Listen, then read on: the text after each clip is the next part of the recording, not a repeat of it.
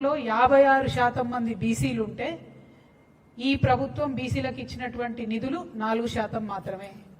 56% బీసీలు ఉంటే 4% నిధులు కూడా కేటాయించలేదు.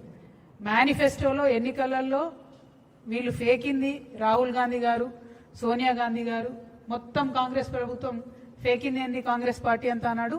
20,000 కోట్లు పెడతాం ప్రతినిత్యం అని చెప్పారు. కానీ ఇవాళ ఏం చేసిండ్రు? 12,511 కోట్లు మాత్రమే బీసీల కోసం బడ్జెట్ పెట్టిండ్రు. అంటే ఇది ఒక పెద్ద ఫేక్.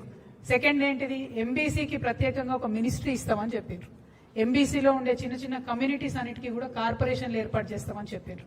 వాళ్ళకి షాపింగ్ కాంప్లెక్స్ కట్టిస్తామని చెప్పిండ్రు.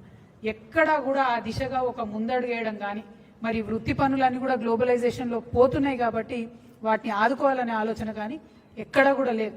కేవలం తెలంగాణ జాగృతి మాత్రమే ఎంబీసీల గురించి బీసీల గురించి ఆలోచిస్తుంది. కాబట్టి మేము చెప్పినాం, ఒకనాడు వస్తుంది మా ప్రభుత్వం, వచ్చినప్పుడు పుస్తెలు మట్టెలు చేసేటటువంటి జీవో మీద మొదటి సంతకం పెడతామని కూడా చెప్పినాం. ఎందుకు చెప్తున్నాం అంటే మాకు కమిట్మెంట్ అది.